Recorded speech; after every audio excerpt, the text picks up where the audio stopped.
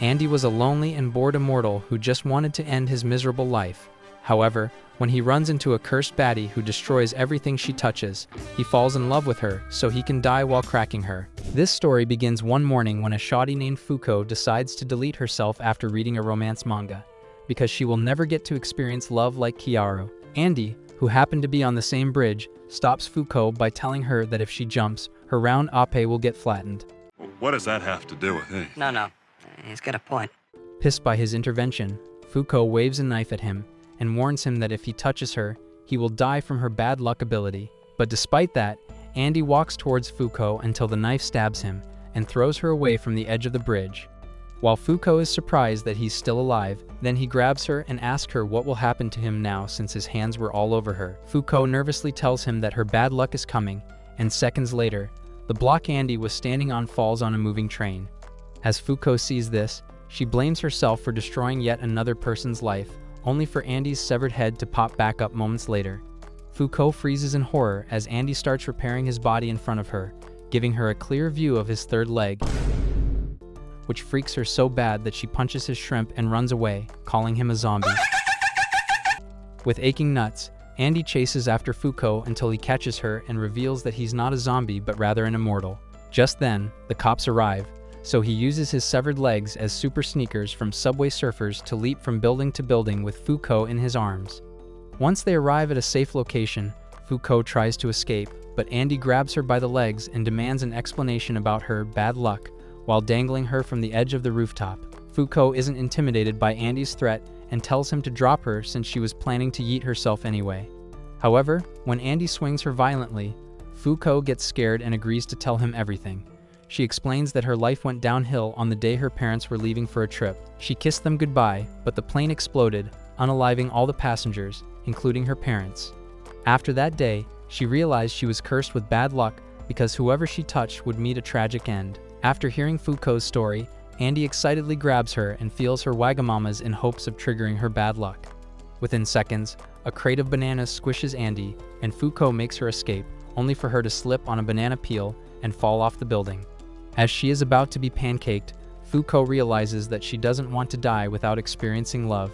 Just then, Andy quickly jumps after her and uses his own body to rescue her. He then tells Fuko that he's going to use her to summon a huge stroke of bad luck, as he wants to end his immortal life. After that, Andy carries Fuko to his hideout, where he thinks about cracking her to test the magnitude of her bad luck. Yeah, boy. But she screams and runs off. Andy runs after her, and, in an attempt to unplot her, he accidentally ends up uncovering her long purple hair. Fuko starts crying and tells Andy that she hasn't been able to get a haircut because whoever touches her hair ends up dying in a miserable way. Andy feels sorry for Fuko, so he brings out his cutting tools and gives Fuko a haircut that leaves her looking like a busty tomboy.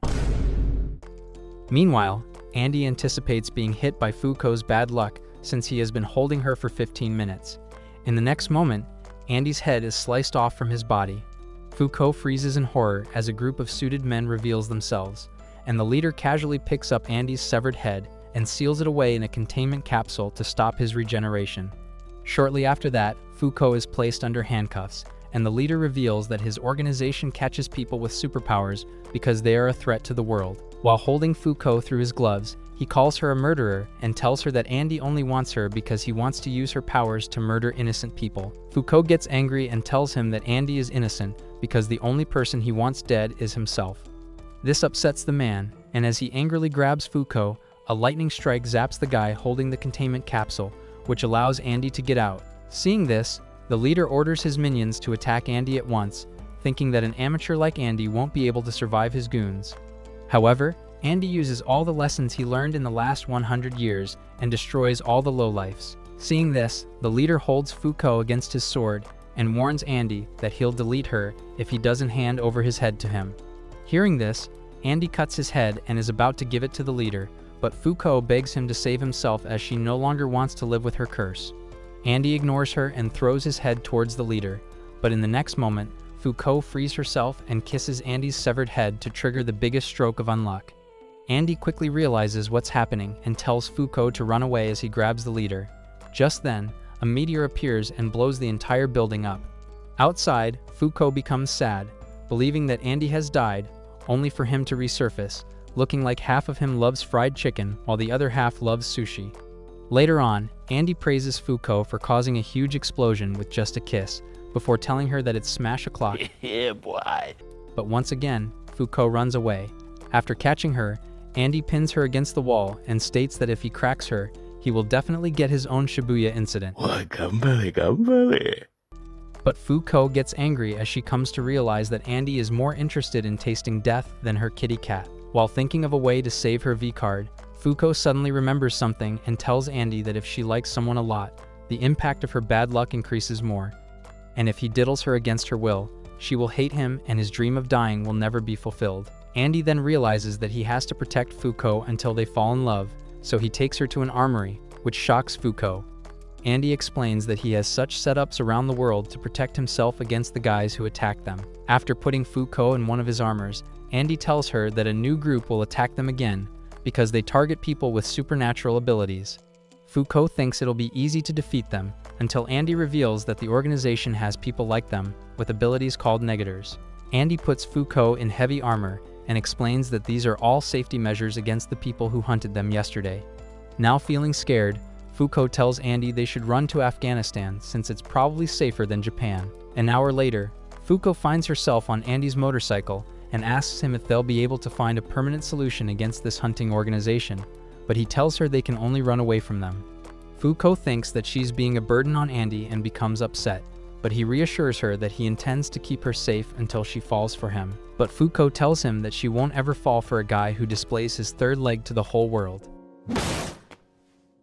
Before Andy can respond, he realizes they are being tailed and gets excited while Fuko covers her ears, knowing something bad is about to happen.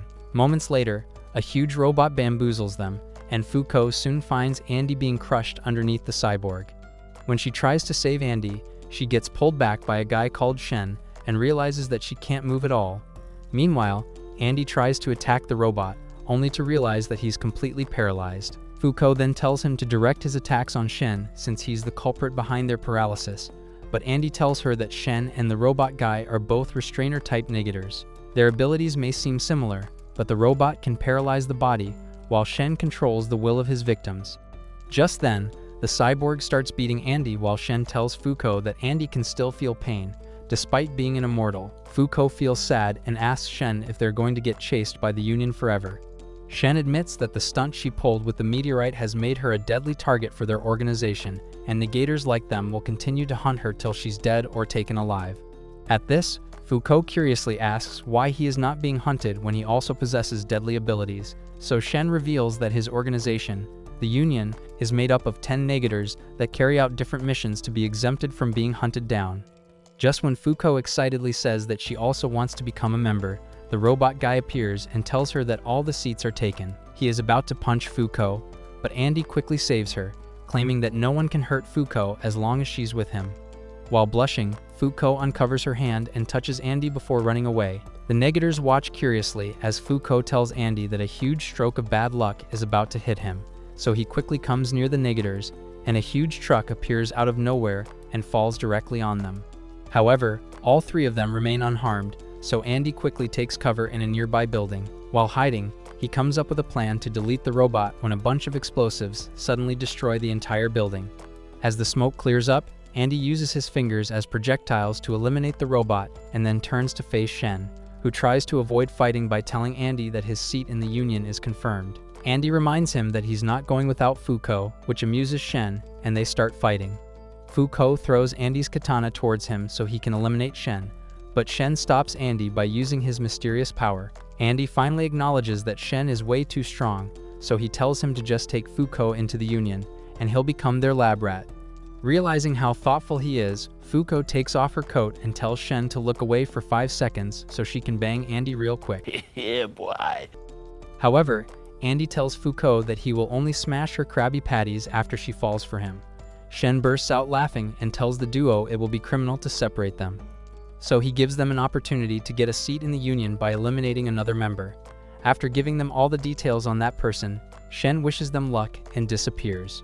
Since the member happens to be in Russia, Andy and Fuko hop on a private ship, everything is going fine until they get attacked by another group sent out by the Union. Andy quickly uses his hand as a missile to crush one of the jets, which makes Foucault think that they've made it to the Union.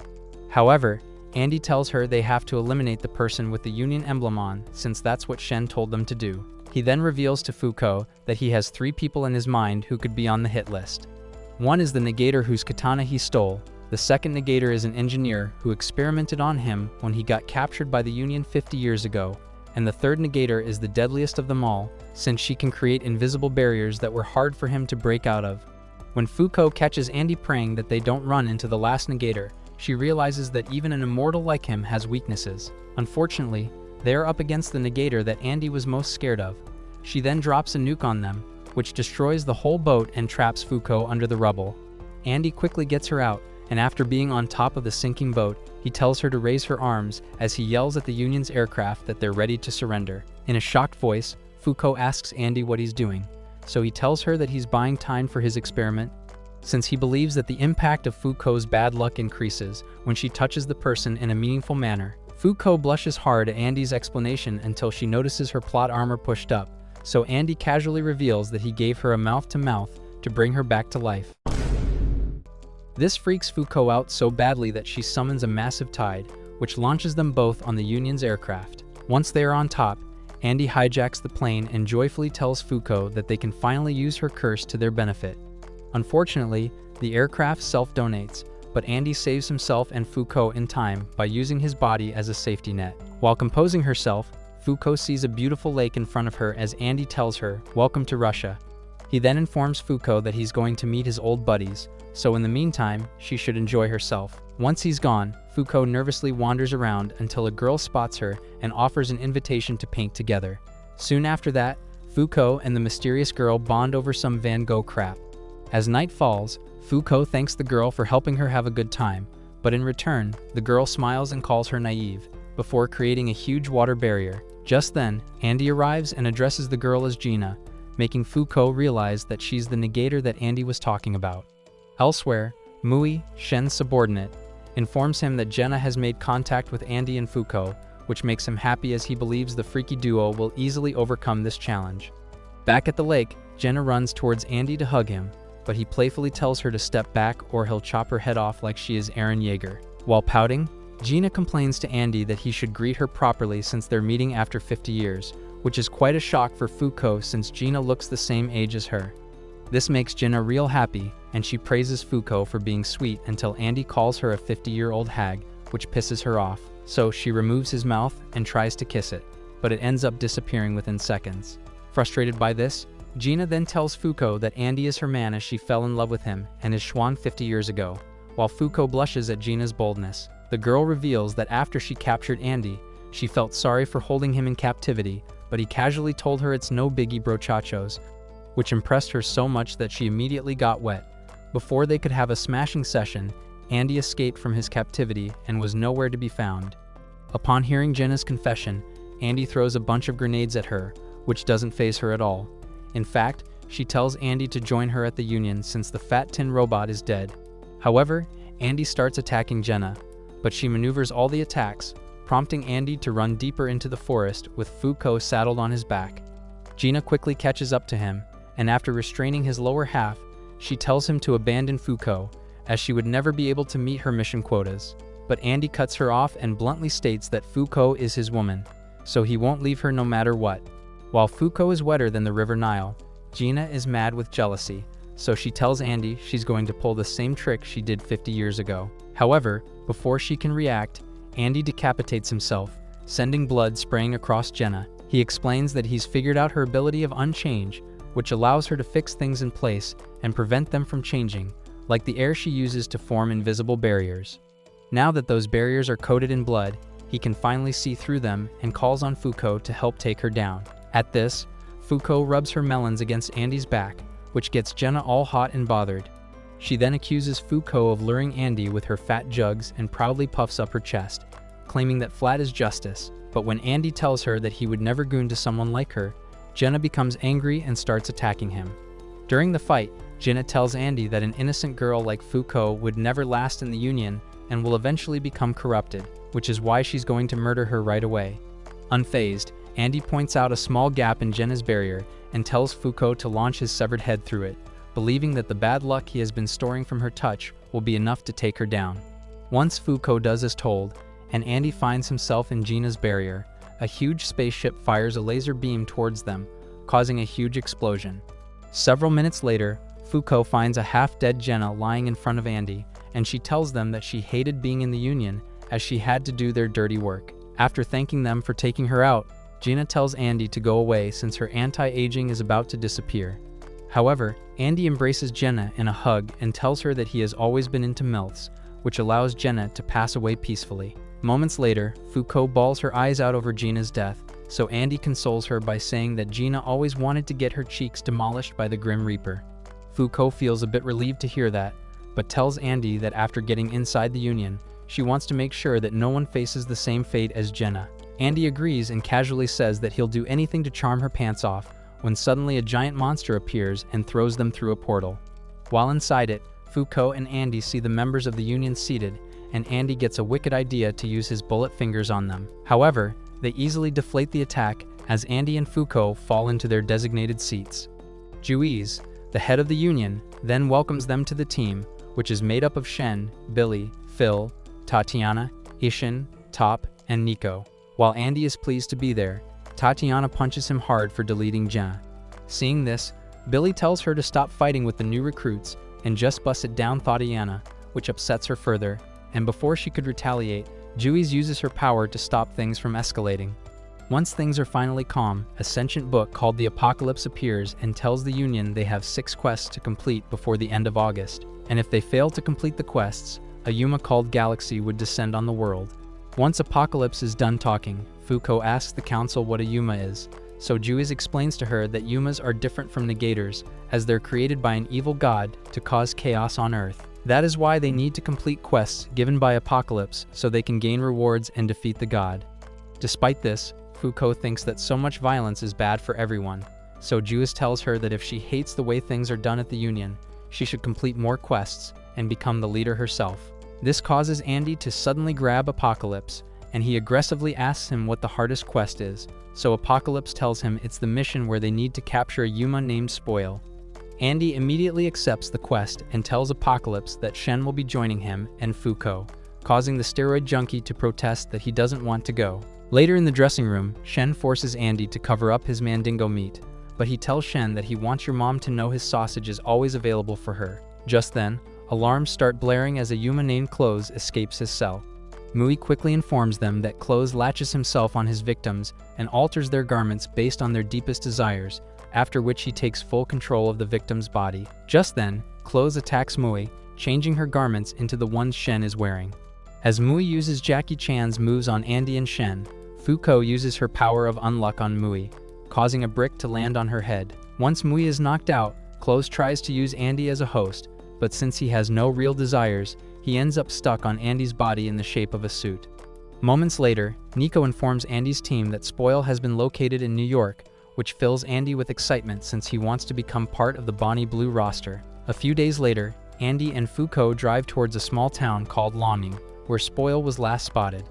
Suddenly, Shen pops by the truck's window and asks Andy if he can come inside, but Andy tells Shen to stay out until he unlocks Fuko's V-card. Fuko then feels sorry for Shen and asks him to ride with them, much to Andy's annoyance. While they're together, Shen tells them they will be up against Spoil and his legions of homemade zombies in Longing, which creeps out Fuko since she has seen all 11 seasons of The Walking Dead. When she nervously asks if they stand a chance, Shen plays an audio of the investigators who came to the town before them. After hearing the blood-curdling screams, Fuko pisses herself in fear, but Andy remains calm and tells Shen he doesn't care about what's coming. By the next day, they arrive at Longing, which is currently barricaded by a wall until Andy shoots a missile at it. As the wall crumbles, Shen and Fuko frantically tell Andy they were supposed to keep the zombies contained, but he ignores them and asks Shen if they can turn the zombies back into humans. After Shen tells him no, Andy jumps out to play Fruit Ninja with the zombies until they have all been defeated. Andy then finds a zombie girl who is still in her senses, so he takes her back to the truck and tells Shen that he's going to use her to find Spoil. Just as Fuko volunteers to help, Shen stops them both and reveals that, thanks to his ability, he can tell that Spoil has already made his move. Moments later, Clothes tells Andy that there's something on his stomach, and upon checking, they find a countdown etched on his skin. While Foucault and Shen are freaking out, Andy dismisses their worries, claiming that something like this won't delete him. Once the countdown hits 0, Andy's hand starts to spoil, and Shen realizes that this quest is way too difficult for 3 people. Suddenly, the zombie girl says something to Andy, who suddenly picks her up and announces that he's getting hitched to the zombie as she will only tell them about Spoil's location. After getting backshots, as Andy leaves with the zombie, Shen begs him not to go since this could be a trap by Spoil, but his warnings are ignored. Around the same time, Foucault notices a boy poking his head out of an underground tunnel, so she chases after him until Shen pulls her back using his powers and tells her to be more cautious. Suddenly, the boy appears with a bunch of other brats and threatens to shoot Foucault, believing they are here to eliminate them for being infected. To prove she's on their side, Foucault suddenly hugs the boy, receiving a countdown of her own. Following after her, Shen gets a countdown too, while Andy gets married to the zombie in a church. After thanking Andy, she tells him to destroy the statue where Spoil had been hiding. Andy quickly strikes the statue, and Spoil comes out in his monstrous form, ready to annihilate Andy, but the zombie and her friends protect Andy, which motivates him to destroy the sucker. Inside the tunnel, Foucault asks the brat named Ken what happened to their town, and he tells her everything that happened a week ago. It was a normal day until a dark ball appeared in the middle of the town and spoke to them, saying that he was going to spoil everything. After that, people started turning into zombies, and when chaos started spreading, their teacher took them inside the bunker, but didn't stay with them as she had started to turn. Her last words to Ken and his friends were that she is not going to die unless she gets married. In the present, Ken's friend, Mi, starts to cry as her countdown gets closer to 0. However, Ken assures her that help is on the way and looks at Foucault with hopeful eyes, so she assures them that she'll find a way to save them all. Suddenly, they hear a loud rumbling outside, and Foucault wonders if Andy is okay. After making it back up, they find Andy swinging around Spoil like he has Levi Ackerman's spirit inside him. Seeing they are back, Andy throws his zombie bride towards them and tells Shen to care for her until he is done with Spoil. When Ken spots the zombie girl, he immediately tells his friends that their teacher is back. While the brats gather around the zombie bride, Foucault gets emotional until a random zombie bumps into her and runs towards Spoil, where he dies in an unlucky way. Andy quickly picks up on this and orders his army of zombies to hug Foucault so they can turn into ticking time bombs. Foucault is appalled by the idea and is about to tell Andy that not even zombies would want such a terrible death, but then the zombie bride suddenly hugs her. Despite feeling sorry for her, Foucault removes her gloves and hugs her tightly before letting her go towards Spoil. She yells at Andy that a big stroke of bad luck is about to come while Ken cries his heart out, knowing his teacher is about to K-boom like a Samsung phone. In the next second, the zombie girl erupts like a nuclear bomb, but is unable to cause a lot of damage to Spoil, so Andy orders the remaining zombies to embrace Foucault. After doing as told, the zombies latch onto Spoil while Shen sends the brats back to the tunnel, before telling Andy that they've been spoiled by the curse. Despite his anger, Andy tells Shen they have to delete Spoil right here, right now, but Shen protests that their mission specifically requires them to capture Spoil alive. Suddenly, Spoil starts eating all the zombies and transforms into a giant with wings, after which he fires a beam at the Statue of Liberty, making it erode on impact. Moy then informs Shen not to let the beam hit them, but Spoil makes it hard for them to escape as he realizes they are on a mission sent by Apocalypse. When one of the beams strikes Andy, he quickly cuts off his hand, knowing the attack means instant death for living beings. Despite the stakes, Andy fights Spoil, only to get buried by him in the ground. While he is out of the battle, Shen says, "Peace out," and runs away, leaving Foucault to face Spoil alone. Bringing his head closer, Spoil tells Foucault that before his birth, the world grew uglier without decay. That's why he deserves to be on this earth more than anyone. However, Foucault counters that she has a dream of living her life to the fullest, so she's not dying before that. Suddenly, her zombie timer restarts, much to Spoil's annoyance. Then Shen appears and yells that his dream is to become bulkier and have more wives than the sound Hashira in Demon Slayer. With that, he boinks Spoil with his staff, causing his zombie timer to restart. Andy then reminds Shen not to get touched by Spoil, so he reassures him that he is using his staff, Kinko, to avoid direct contact with Spoil, since it can contract and expand at will. With that said, Shen beats the living daylights out of the supernatural, leaving him completely confused as to why he can't run away from Shen. What Spoil doesn't know is that Shen's ability is something called Untruth, which allows him to make his opponents do the exact opposite of what they intend to do. As Shen continues to fight Spoil, Andy comes up with a theory that since they're dealing with a Yuma whose power is decomposition, they should try to reduce the amount of moisture in the air, which will then eliminate the bacteria needed for the process. So to make all of this happen, Andy pinches Fuko's belly rolls and gets a slap on the face. After recovering from it, Andy tells Shen he's going to explode on Spoil, but Fuko's bad luck strikes, and this time Andy falls into the cracked ground. Spoil thinks Andy is a huge fool and arrogantly attacks Shen by creating a sandstorm to limit his vision. While Shen is neutralized, Fuko suggests taking the battle in space where there's no moisture to counter Spoil's decomposition. Shen likes the idea and asks Andy if he is on board. He agrees, but removes the crock in his brain first. After that, Shen uses Kinko to push Spoil and Andy out of Earth, while Fuko asks him what the crock is for, and Shen excitedly tells her that she is going to witness Andy's true nature. Up in space, Spoil proudly tells Andy that his ability can work even in space before blasting half of his face. Within seconds, Andy regenerates his face and transforms into Black Goku. After that, he uses Naruto's clone Jutsu and creates 2 clones that help him defeat Spoil. After sending his head back on Earth, Andy announces that it's time to have some fun. Meanwhile, Shen tells Ken that people from the Union will rescue him and his friends. Moments later, Andy appears with Spoil's head, and Shen asks Mui to teleport it back to the base. He then tells Fuko to step back as Andy sets his eyes on her, telling her that it's all her fault. Fuko stands behind Shen, confused, as he addresses Andy by the name of Victor, aka the God of War. However, Victor tells Shen that he is no god before giving him a solid kick to the face. While Shen is out cold, Victor turns towards Fuko, who tries to use her unluck on him, but nothing happens since she hates this version of Andy. Scoffing at her attempt, Victor tells Fuko that she's about to die, so she desperately calls out to Andy to protect her. Using his remaining energy, Shen attacks Victor, revealing that before his transformation, he promised Andy that he would defeat Victor no matter what. With that, he summons the other members of the Union, who are all so scared of Victor that they arrive with shields. After a lot of useless efforts by the members, Juice decides to fight Victor one-on-one. As their swords clash, Juice manages to cut Victor in 2, but he uses this as an opportunity to fire division bullets at Shen and Fuko.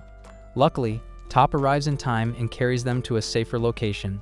To express his gratitude, Shen shows his huge dump truck to Top while Fuko begs him to take her back to Andy. Top tells Fuko that it's a bad idea, but Shen gives her Andy's crock and a gun for safety measures. Fuko thanks him and runs off while Top begs Shen to stop Fuko, but he tells the shorty that he is in no position to move. In the end, Top decides to help Fuko, so he carries her towards the battle site, where they see Victor's clones smoking out the other members of the Union. Top then asks Fuko how they are going to find the original host, and after a moment, Fuko reveals that it's the one fighting Juice.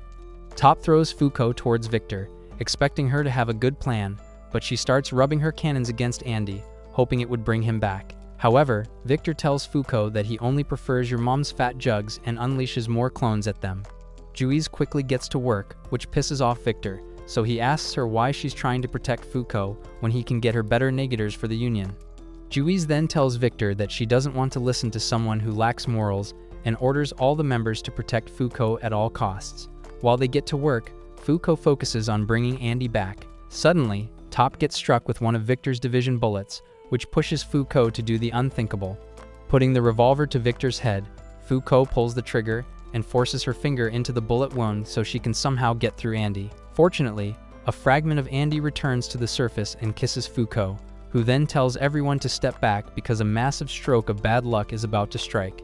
As everyone falls back, a huge meteor shower appears out of nowhere and cooks Victor, decimating the whole town in the process. A great flood arises, but Fuko runs towards Victor's charged body, who admits that she's one hell of a woman. The last thing Fuko sees is plunging the crock inside Victor's forehead, and then everything goes black. Several days later, Fuko wakes up in a hospital with Andy sitting next to her, reading her romance manga. Seeing Andy safe and sound, Fuko tearfully tells him that if something had happened to him, she would have been all alone again. After gently petting her head, Andy reveals that Ken and his friends came to visit her while she was out. Fuko then learns that the brats will be taken care of by Union's orphanage, which eases her up a little. An hour later, they return to the base where Apocalypse is about to reveal the results for all 6 quests. Elsewhere, a man tortures a negator called Unseen while telling him to join their faction or face an early death, as he doesn't want Unseen to get captured by the Union. Back at the round table, Apocalypse announces that the first quest, capturing a Yuma called Burn, has been cleared, which means they can now have an additional member.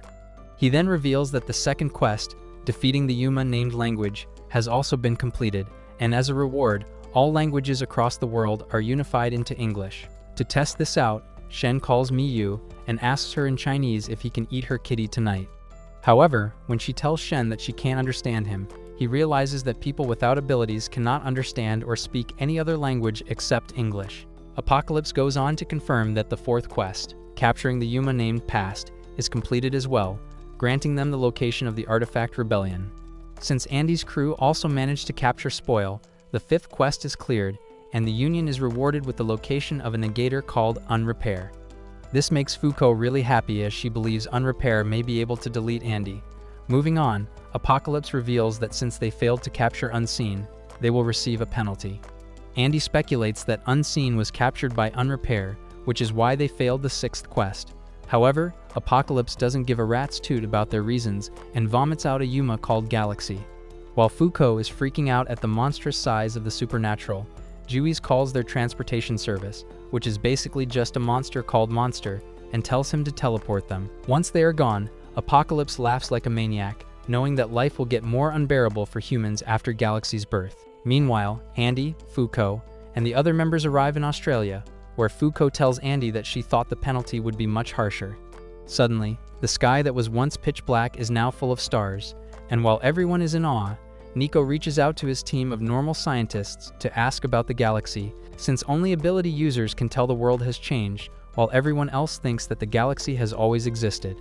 After getting the information, Nico tells his group that humanity is under attack by creatures called aliens, who came into existence after the birth of Galaxy. A moment later, they are greeted by aliens called Axe, as one of them reveals that they are here to make Earth their new home. Seeing this, Andy admits that it's starting to feel like a heavy punishment as the alien tells Juice that he's going to commit genocide across Earth to create space for his kind. After his yapping, Juice uses her ability of Injustice and makes the alien battleships destroy each other. As the last surviving alien falls to his knees, Juice tells Andy and Fuko they can't risk any more penalties because they are already in their 99th, and after one more failure, Earth will be destroyed. However, Apocalypse will not give them more quests if all the seats at the round table are not filled, which is why they must recruit Unrepair, or else they will receive another penalty in 3 months. Upon hearing this, Andy volunteers to carry out the mission, so Juice tells Tatiana and Fuko to accompany Andy. However, Fuko thinks that she will slow them down, so later on, she asks Juice why she entrusted such an important mission to her. Juice then tells her that after her battle with Victor, she is convinced that her ability can even destroy a god. Several days after the conversation with Juice, Fuko and Andy board a plane for Rio de Janeiro, where Andy tells Fuko they will be attending a black market auction which deals with supernaturals, negators, and artifacts. So, according to Juice's information, they will find Unrepair at the auction. Andy then shows Fuko 2 passes for the auction and reveals they'll be infiltrating the event as guests. However, before that, they need to go shopping since only rich people are allowed entry. So without much waiting, the duo enters a luxury mall, and Andy comes out of the dressing room in a grand suit, and Fuko tells him that he looks like someone who would get invited to the Diddy party. But that idiot takes it as a compliment and tries to rizz her up. Fuko then tries to get a dress of her own, but she finds everything too revealing for her taste. So Andy grabs a dress and tells Fuko to try it on. When she comes out looking like a hot baddie, Andy turns into Johnny Bravo and tells Fuko that he wants to play with her knockers while she can watch his Johnson rise. After exiting the mall, Andy asks Fuko to give him a smooch so he can get hit by a meteor again. Fuko runs away, saying so long, sucker, but Andy chases after her, so she lightly touches him, and within seconds, Andy gets hit by Truck Kun. After his body washes up on the shore, Andy tells Fuko that he's afraid of Victor taking over his body again, but Fuko reassures him that she will save him every single time. She then extends her hand for Andy to grab, only to realize that her gloves are off. Suddenly, Tatiana lands on top of Andy, crushing him under her weight. That night, Andy and Fuko arrive at the auction as a married couple, and straight away, Fuko is horrified when she hears that rich people are eating negators as breakfast. After learning that a negator will be auctioned today, Foucault becomes depressed and later shares with Andy that she hates how negators like them have a tough life. Andy admits that he used to feel that way until he joined the Union and realized they can destroy the god who is behind all their suffering. Meanwhile, Unrepair infiltrates the auction with a girl named Latla, and when the guards try to stop them, he slices their necks open. After that, he calls his allies, Feng and Creed, to infiltrate the auction while Tatiana secretly spies on them and warns Andy and Foucault that a group has come to kidnap the Negator, who is being auctioned tonight. When Juiz hears this, she reveals they are a group of supernaturals called Hunters who seek to destroy the world, and Andy concludes the Hunters must have taken unseen. Without wasting time, Andy bursts through the ballroom with Foucault on his back and immediately knocks out a few bozos who try to stop them. He then asks Tatiana to toss him his sword, which he uses to cut his head. And after that, Foucault tosses Andy's head like a football, triggering an explosion made of her luck. After smoking out all the goons, Andy and Foucault run to the lower part of the ship, where the auction is being held. But on the way, they find a wall made of dynamite that instantly goes off. Meanwhile, a boy named Chikara tries to escape from the guard, but when he gets caught, he uses his ability and freezes the man. However, the second he moves again, the guard unfreezes, making him realize that he can't run and use his ability at the same time. While Chikara is holding the guard in his place, he recalls the moment everything went to crap for him. He was in school when all his friends started speaking in English, which freaked him out. Just when he threw a tantrum in Japanese, a couple of men in black came and captured him. After remembering all this, Chikara trembles in fear, and suddenly the guard starts moving again, telling him that he's about to get sent to Epstein Island, where rich people will likely eat him. Suddenly, the guard drops dead as Unrepair, and his crew reveals themselves. While Chikara is trembling in fear, Unrepair analyzes him, realizing that he can restrain people, so he announces that he won't let Union have him. At this, Creed takes out a huge grenade and tells a terrified Chikara that if he wants to live, he should use his ability. However, Latla tells Unrepair that it's a shoddy way to recruit someone, but he shrugs and says that if Chikara proves useless, they'll murder him so his ability can get transferred to a different human. After firing all the bullets at poor Chikara, Unrepair and his gang wait for the smoke to clear up, only to find Andy standing before Chikara like a shield. Unrepair immediately realizes he's from the Union, so he mockingly thanks him for unifying all the languages, as catching supernaturals has become easy because of that. Soon after that, he slices Andy's neck, and when he tries to stop the bleeding, Unrepair reveals that the wound will not heal unless he is alive.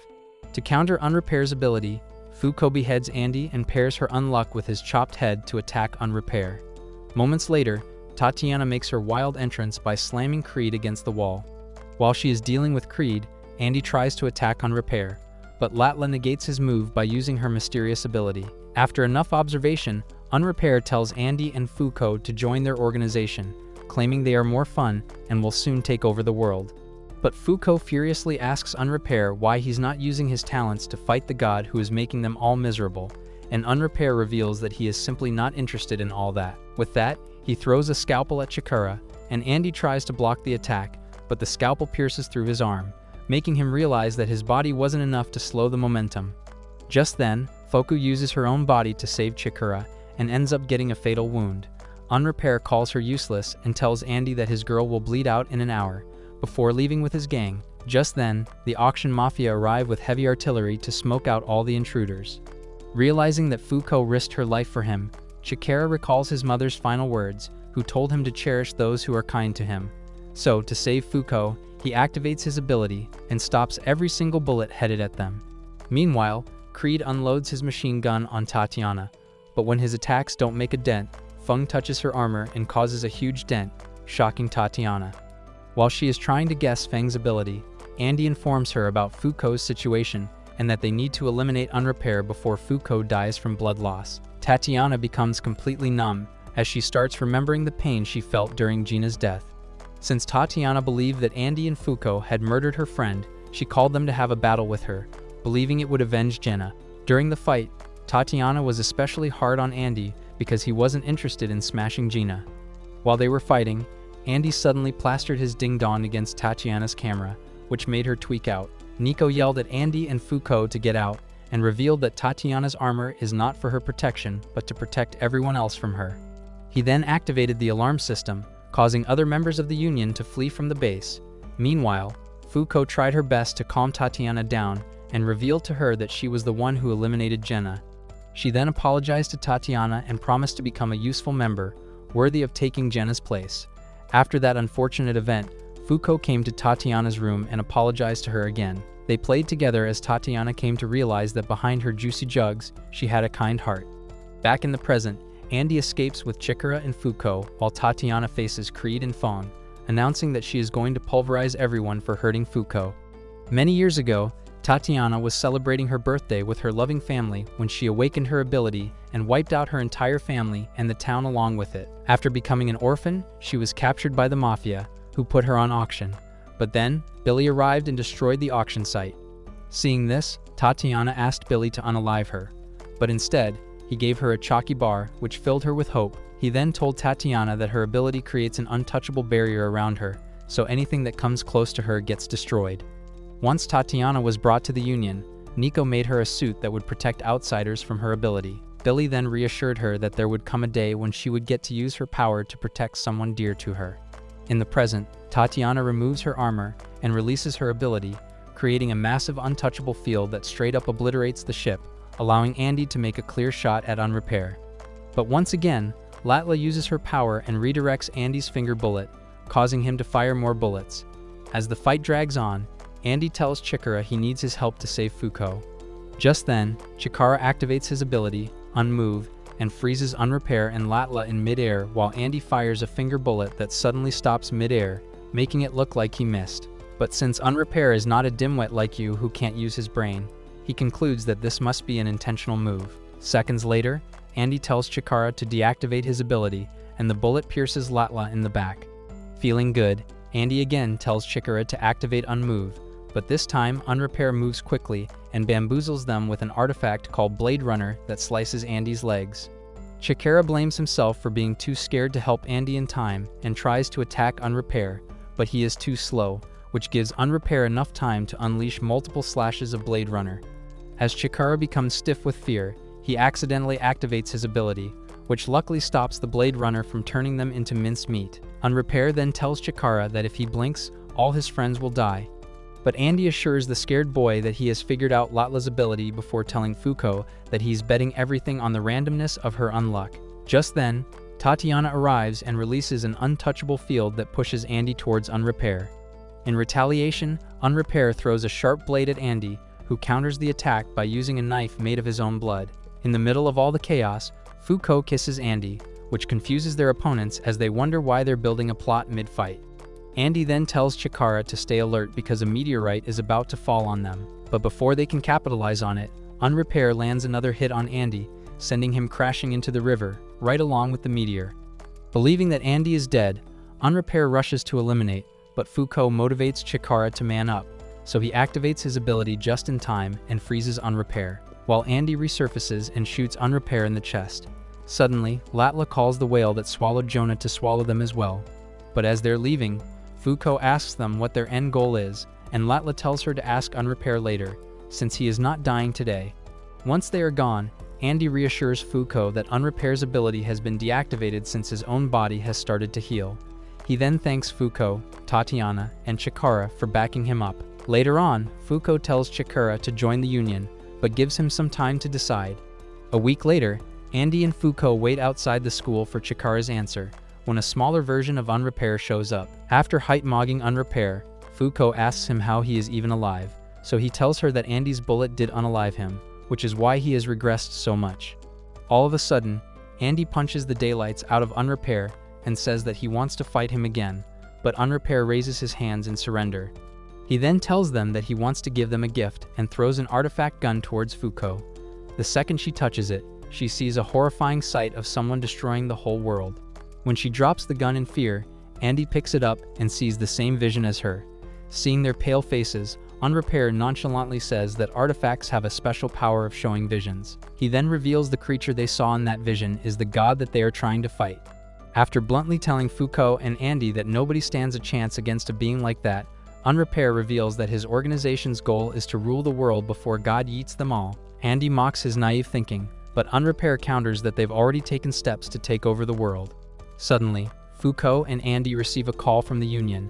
informing them that hunters have attacked their bases. Seeing the shock on their faces, Unrepair reveals that he's going to change the world order, where people with abilities can live a better life than ordinary people. He then asks Foucault and Andy to join him, saying that when God arrives, he'll put in a good word for them. Andy tells him to piss off, so he wishes them good luck before disappearing. Just then, Chikara arrives to join the Union, but after learning he has to fight a god, he tries to run away, but Andy catches him in time. Just then, Foucault lets out an excited squeal after seeing the school building, so Andy tells Chikara they'll have a conversation inside. Moments later, Foucault excitedly gushes over the school supplies, since she never got to experience a normal school life. Turning serious, Andy tells them that the world will end on January if they keep racking up penalties, and Chikara admits that he wants to live long enough to atone for murdering his parents. Years ago, Chikara was returning from a shopping trip with his parents, but he ran ahead while his parents were still crossing the road. That's when he suddenly awakened his ability for the first time and froze his parents. Truck Kun came and isekai'd them right in front of his eyes. His dad passed away on impact, but his mother succumbed to her injuries a week later. However, before she died, she told Chikara to become someone who takes action for others. Foucault starts tearing up because it reminds her of her own past, and Chikara makes it even more relatable when he admits that he once tried to take his own life after realizing he was responsible for their deaths. But the only reason he kept going on was because he realized that his parents and Naruto would want him to keep on living. After telling Foucault and Andy that he wants to join the Union, Chikara is greeted by his friend Ryo, who asks him about his university plans, but Chikara thanks him for everything before leaving with Andy and Foucault. As Ryo tries to chase after him, Chikara tells Andy to erase Ryo's memories of him. Andy then contacts Nico, who quickly deletes Ryo's memories. On their way, Foucault tells Andy that she wants to learn how to fight so she can help defeat God. Several days later, the Union members gather around the round table, and Apocalypse arrives to brief them on what's to come next. Everyone waits impatiently as Apocalypse reveals that the next set of quests carries the risk of triggering the 100th penalty, which is the birth of a Yuma called Revolution. The first is to capture a Yuma named Spring, with the reward being the location of the artifact Aegis. The second is to neutralize the Yuma, Summer, which will grant them the location of the Negator Unchange. The third quest is to capture Autumn, and in return, a new Yuma ghost will be added. Finally, the fourth quest is to capture Winter, and the reward for that is the location of an artifact called Remember. After Apocalypse is done talking, Shen asks Juz if Mui can join him for the quests, and she tells him that outsiders are allowed to help this time. However, Billy reminds them that if Apocalypse is letting them have additional help, that means the quest will not be easy. He then tells Juiz they should just drop nukes on the Yumas instead of engaging with them directly. But the idea is so extreme that Tatiana, who sees Billy as a father figure, tells him that his plan is bad because it will eliminate thousands of innocent people. Ignoring her, Billy coldly tells Juiz they don't have it in them to actually destroy the god. Then, without warning, he starts shooting everyone at the round table. Unfortunately, one of the bullets pierces Ishii, and as he drops dead, Top kicks Billy in the face. Thinking Billy is dead, Tatiana starts sobbing when he suddenly jumps on the table and announces that the round table now belongs to the hunters. Moments later, Unrepair and the rest of the gang appear riding a massive flaming creature. Tatiana thinks this is all a big misunderstanding until Unrepair addresses Billy as boss, making it clear that Billy has betrayed the Union. As the members attack Billy, he uses Juiz's power of injustice to stop them all, before telling Burn to swat them away. While everyone else is incapacitated, Billy asks Tatiana to join him, as it's time for her to repay his kindness. Before she can answer, Foucault shoots at Billy and warns Tatiana not to listen to him. After telling Tatiana that she is an enemy like the rest of the Union, Billy retreats with the round table while Juiz urgently tells everyone they need to stop Billy at all costs, because the round table is the only way to oppose the evil god. Andy immediately steps up and tells Juiz he'll stop Billy from using Foucault's unlock. Liking the plan, Juiz then tells the other members to assist Andy and Foucault. As the hunters make their escape, Unrepair arrogantly says that he expected the Union to put up a good fight, so Billy tells him that the members are just in shock and will eventually come for them. Unrepair then reminds Billy that they're only helping him eliminate the evil god so he can later help them achieve their goals. Billy agrees that he doesn't have a problem, stating that it is much easier to work with people who operate on mutual benefits. Before leaving for her mission, Foucault reassures Tatiana that Billy is not an evil person. As they hug each other, Tatiana begs Foucault to bring Billy back and promises to do her best. After that, Foucault climbs on Andy's back as he launches himself in the air to face Billy and the other hunters. While they are on the go, Andy wonders why Billy would create a new organization when his heart is set on slaying the god, while Unrepair and his friends want to take over the world. However, one thing is for sure, they are going to beat the living crap out of Billy for making Tatiana cry. All of a sudden, Andy gets a visual on Burn and asks Juice if everything is ready. Once she gives Andy the green light, he picks up his speed and faces Billy, who activates Injustice, but Andy quickly slices his neck so Billy's attack can be nullified. Then, Foucault kisses Andy and throws his head inside Burn's mouth. In the second, her unluck strike and zap Burn with millions of volts of electricity. After that, Nico's team of scientists works their magic and turns Burn into a huge popsicle. While Nico and his gang celebrate Burn's defeat, Andy breaks Billy's neck for making Tatiana cry. However, Billy uses Andy's undead ability to patch himself. Seeing this, Andy asks Foucault to hand him his katana, while Billy activates Top's unstoppable ability and runs in circles before kicking Andy in the face. In the next second, Billy's leg is cut in half, and he realizes that Andy didn't let his guard down for a single second. Billy immediately regenerates his leg and uses Injustice to throw Foucault off the platform, knowing that it will buy him time as Andy jumps to save Foucault. As they are falling down at a rapid speed, Andy realizes that Billy's main ability is copying the powers. In the meantime, Burn comes back to life, much to everyone's disappointment. Juice then asks if Andy and Foucault are safe, and Tatiana replies to her that she saved them both, and they are currently flying towards Billy as she wants to know why he betrayed them. When they reach the platform, Tatiana tries to reason with Billy, but he coldly tells her she doesn't matter to him and attacks her with Injustice. Tatiana releases an untouchable field that crushes Billy into the wall, which gives Foucault the chance to grab Apocalypse. Just then, Andy threatens to destroy Apocalypse to stop the hunters from getting their rewards, but Apocalypse suddenly overwhelms Foucault with traumatizing visions and escapes. Just then, Phil grabs Apocalypse since his traumatic visions do not affect Phil, thanks to his ability of Unfeel. In the meantime, Billy accepts defeat and tells Andy that he can have Apocalypse for now, but he is taking an arc. After Billy leaves, Juice calls a meeting to figure out their next move. As the Negators gather around the spot that used to be the round table, Apocalypse tells them that he is going to come up with ways to torture them for imprisoning him. Everyone ignores Apocalypse since he is ugly as sin, and Andy tells Juice that he has a lot of questions to ask her, starting from why she has such a lenient attitude towards the quests when the future of the world depends on it. Shen agrees and adds that during the fight with Victor, she was talking to him like she knew him before, which is weird since Victor has been sealed inside Andy for 200 years.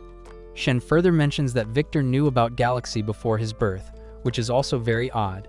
Finally, Nico asks Juice to explain what an arc is because there's no record of such an artifact in their logbook. After patiently hearing their questions, Juice suddenly removes her helmet, which terrifies everyone as they think she is about to activate her ability. While telling them to calm down, Juice reveals that the world they're living in is stuck in a loop. She adds that everything is constantly being destroyed and recreated by the evil god, so she created the Union to stop this vicious cycle. At that moment, Foucault realizes that the visions from the artifacts were actually what happened in the past. Juice then tells Foucault that those visions are proof of her failure, and that's why she keeps gathering strong negators that will stop the god for good. While everyone is too speechless to speak, Andy asks Juice why she is the only one who knows the full truth, so she reveals that she uses the arc to remember the loops. To back her claim, Juice tells Foucault that the meteorites she summons with her unluck are actually fragments of the old worlds that got destroyed by the evil god. As further proof, Juice tells Andy that he has a mole on his ear, and once Foucault confirms it, they realize that Victor must have connected his Bluetooth device with Juice while they were working together in the past. Juice then explains that there are only two ways to escape the rules of this world: either Andy dies or they defeat God.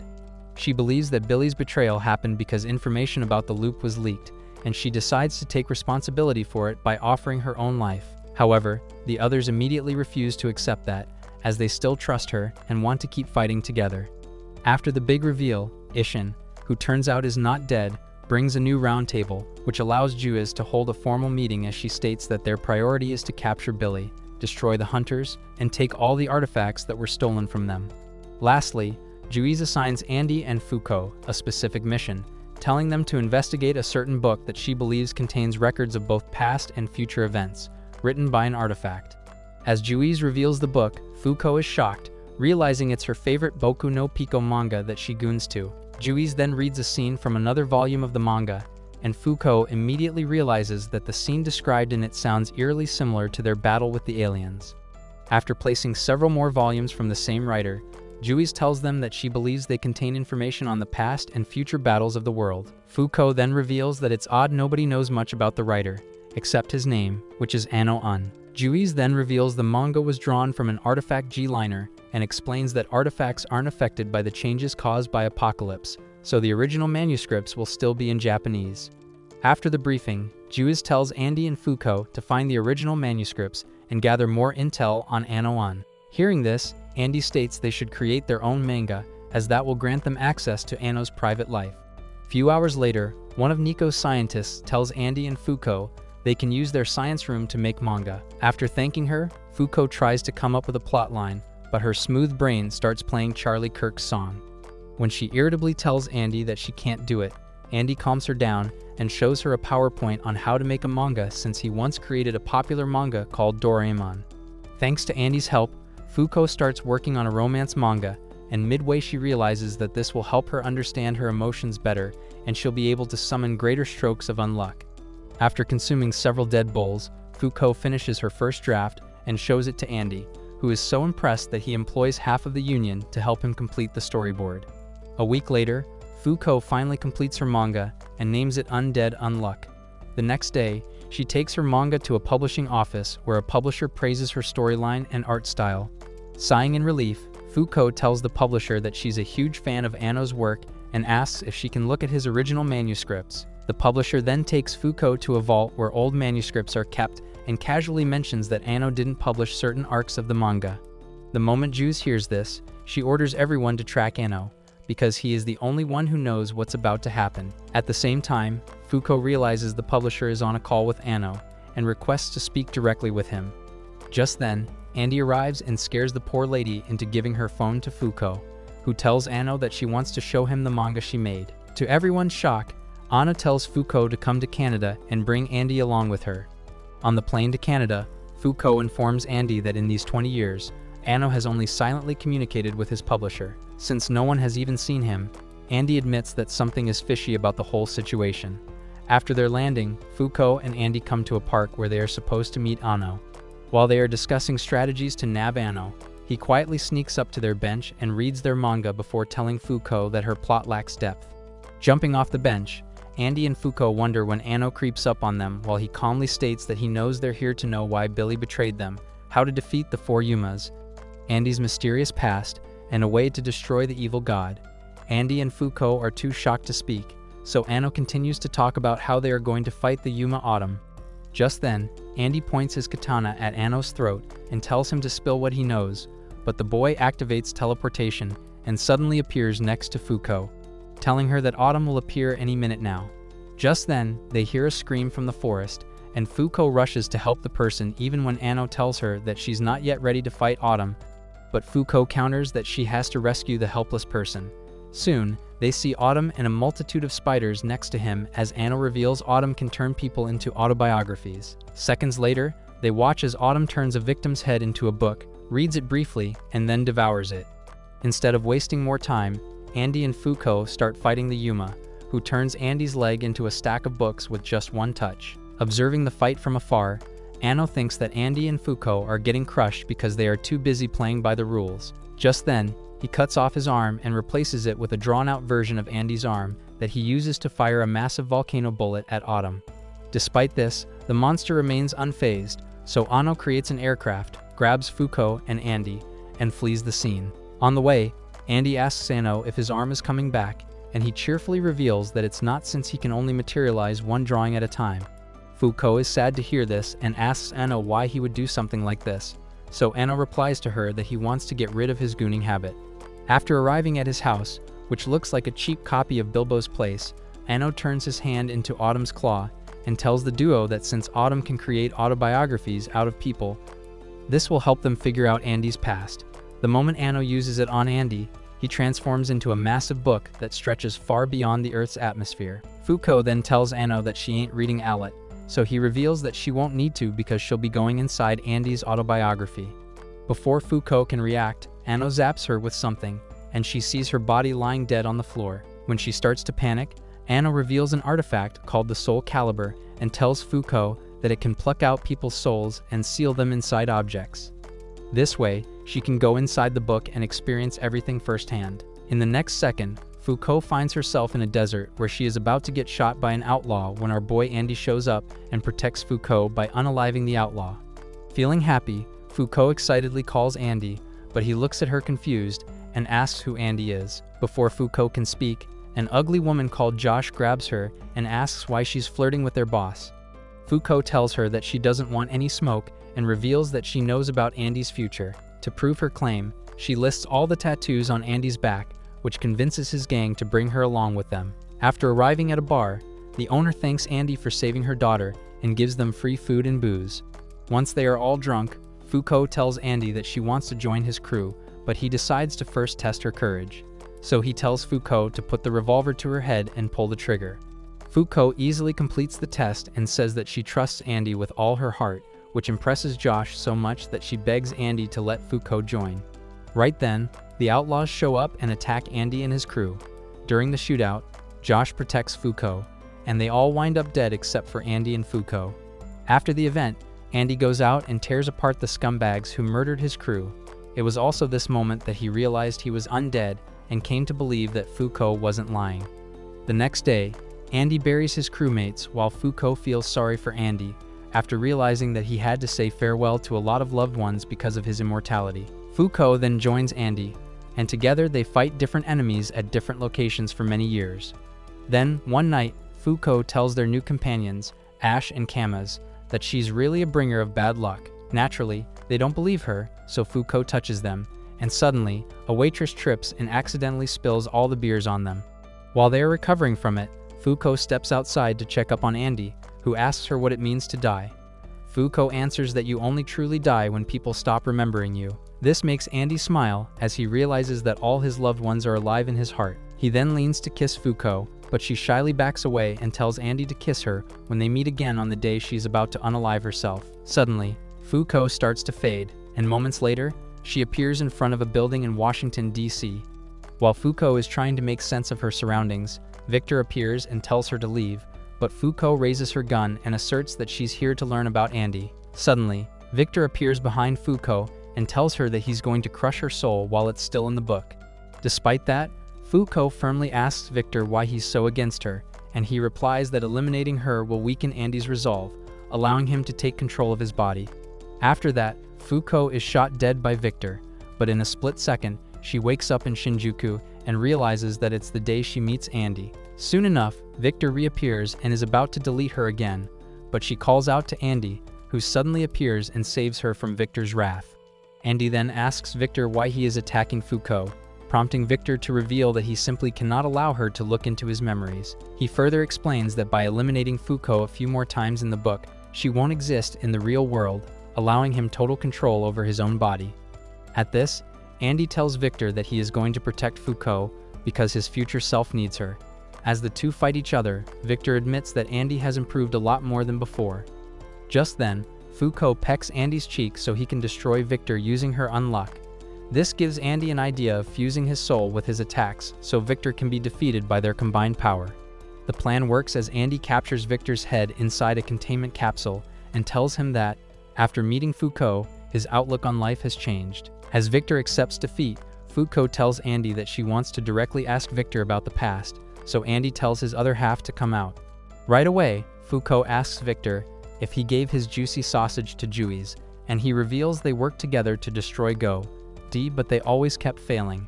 Despite that, Juies wanted to keep on trying again and again, so he decided to eliminate her because he couldn't see the woman he loves in pain, but after today, he realized that she and Andy can destroy God. As Victor takes his leave, Andy and Foucault have a passionate French kiss, which sends her back to the future. In the present, Anno tells an unconscious Foucault that Andy is reliving another memory, which will strengthen his resolve and make him stronger. Just then, Unrepair and his friends arrive, and Anno warns them not to disturb their memory surfing, or he will destroy them. Despite the warning, Unrepair attacks, but Anno blocks the attack, causing Unrepair to ask why he is sacrificing his life for the Union when he can do it for Pakistan. Without waiting for a reply, Unrepair slashes Anno's right arm. Many years ago, Anno had found the G-liner lying on the ground. After picking it up, he saw the past and the future events of the current loop and became excited.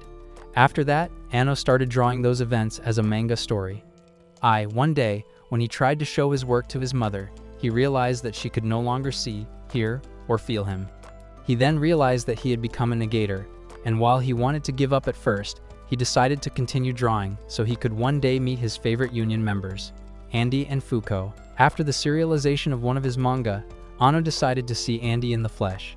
Once Anno had fulfilled his wish, he became set on protecting Andy and Fuko from a terrible future, so he started drawing events that would happen in the future to give them a clue. In the present, Andy returns and eliminates Unseen, who was trying to murder his girl. As Fuko wakes up, she sees Anno lying helplessly on the ground, but Andy tells her to get over it because they have a battle to fight. Moments later, they face Unrepair and another negator in a bunny costume.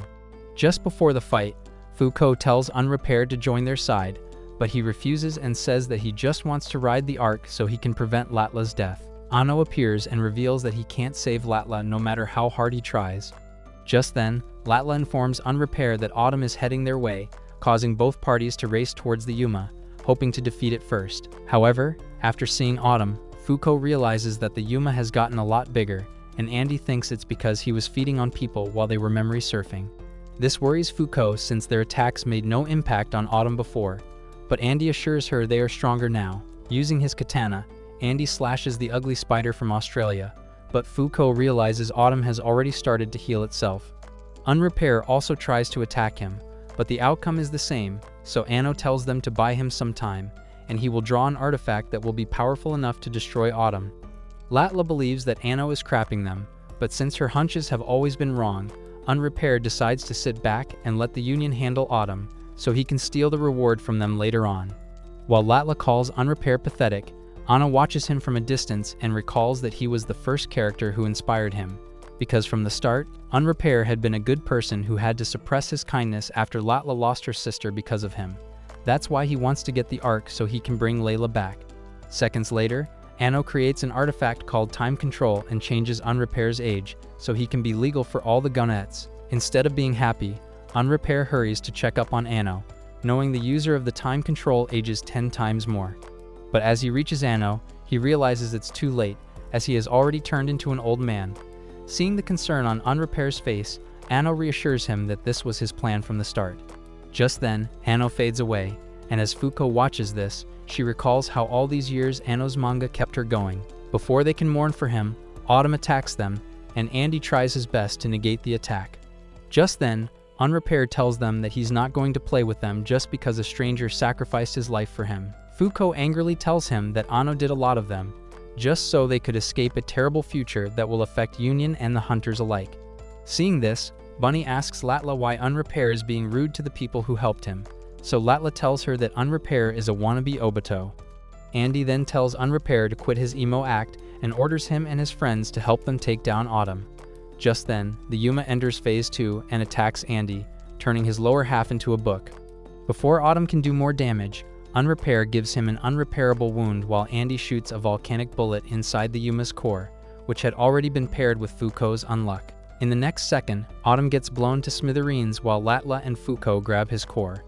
As Autumn starts to disappear, Fuko tells Unrepair they should work together, but he bluntly states that he wants the Ark, which Jewiz won't let him have. After Unrepair leaves with his gang, Fuko and Andy start building a plot to celebrate their victory with a bang. Do you also want a baddie like Fuko? Comment zombie if you want to see more anime recaps, and as always, like, subscribe and watch this video on screen.